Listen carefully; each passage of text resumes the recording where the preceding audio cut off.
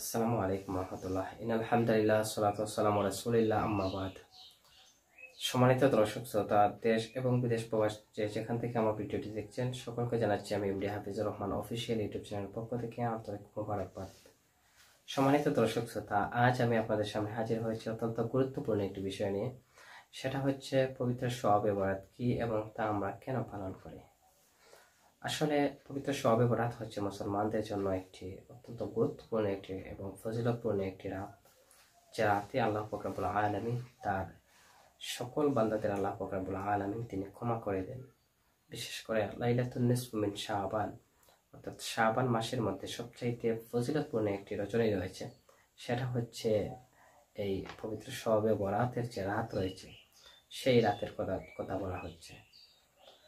আসলে অর্থাৎ শাবান মাসের 14 তারিখ দিবাগত রাতের বিশেষ ফজিলত রয়েছে।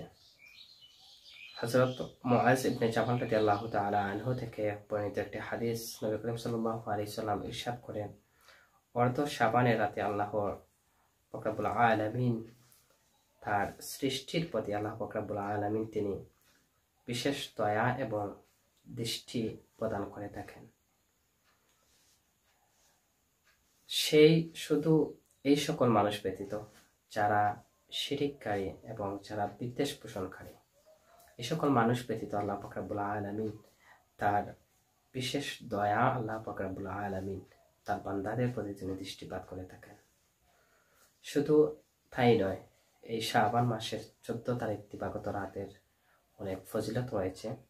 আমরা যদি জানি, আসলে হযরত আলী ইবনে আবি তালিব রাদিয়াল্লাহু তাআলা আনহু হতে বর্ণিত একটি হাদিস, নবী করিম সাল্লাল্লাহু আলাইহি সাল্লাম ইরশাদ করেন, শাবানের 14 তারিখ দিবাগত রাত যখন নেমে আসে, তখন তোমরা এই রাতটি ইবাদত বন্দেগীর মধ্যে তোমরা কাটাও এবং দিনের বেলা তোমরা কি করো? দিনের বেলা তোমরা রোজা রাখো।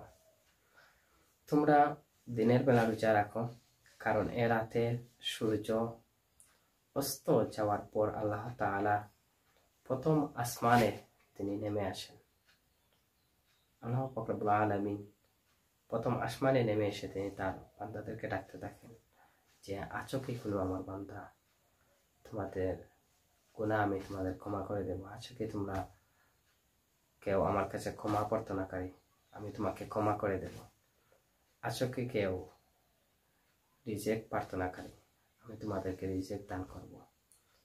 এইভাবে আল্লাহ পাক রব্বুল আলামিন প্রথম আসমানে নেমে এসে তিনি তার বান্দাদেরকে ডাকতে থাকেন এবং আল্লাহ পাক রব্বুল আলামিন এই রাতে আল্লাহ পাক রব্বুল আলামিন তার বান্দার ইচ্ছা আল্লাহ পাক রব্বুল আলামিন তিনি পূরণ করে দেন। বিশেষ করে এই রাতের অনেক ফজিলত আমরা জানি, এই শাবানের মাসের অনেক ফজিলত রয়েছে।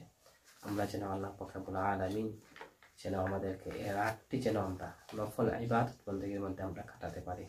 বিশেষ করে কোরআন তিলাওয়াত যেন আমরা এই রাতে বিশেষ করে করি এবং বিশেষ করে আমাদের মধ্যে যারা রয়েছেন তাদের কবর যেন আমরা এই রাতে জিয়ারত করি, কারণ নবী করিম সাল্লাল্লাহু আলাইহি সাল্লাম এই রাতে তিনি বেশি বেশি জিয়ারত করেছেন।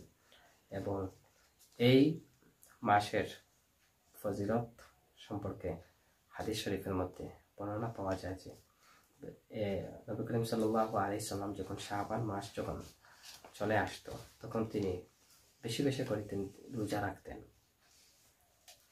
এই মাসের ফজিলত আল্লাহ পাক রব্বুল আলামিনের কাছে অনেক বেশি, তাই আমরা যেন এই মাসটি যেন আমরা আল্লাহ পাক রব্বুল আলামিনের ইবাদত বন্দেগীতে কাটাতে পারি এবং এই শবে বরাত যেন আমরা সবাই পালন করতে পারি এবং এই শবে বরাতের রাতে যেন আল্লাহ পাক রব্বুল আলামিন আমাদেরকে ক্ষমা করে দেন।